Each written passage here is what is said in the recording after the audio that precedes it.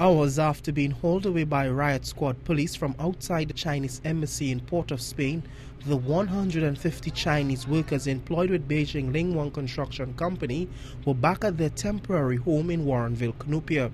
But their struggle to get outstanding salaries owed to them continued.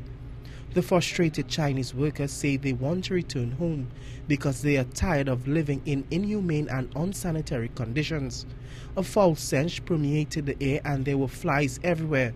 The building, to put it mildly, was damp, dingy and dirty. Frustrated with their situation, the angry workers threw their work uniforms on the ground. No good.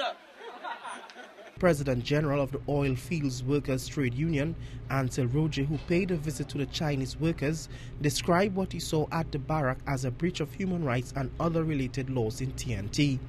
It is certainly the breach of our labor laws, our labor standards, Occupational Safety and Health Act, and certainly a total breach of the International Labour Organization's Convention. Mr. Roger says it's a situation which requires the intervention of the government. There are welfare facilities and so on, sleeping arrangements and so on. All of that is in total breach of the Occupational Safety and Health Act in this country.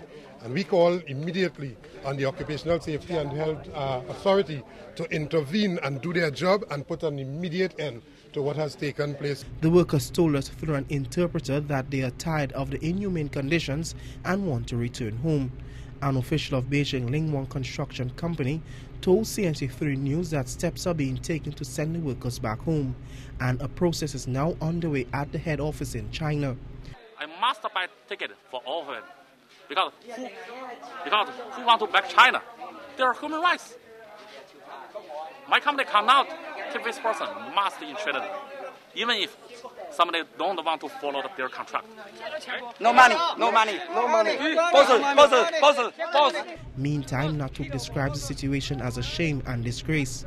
NATUC General Secretary Vincent Cabero says his organization wants to meet with the government on the workers' behalf. NATUC is also suggesting that government establish a tripartite body to monitor the importation of labor into the country.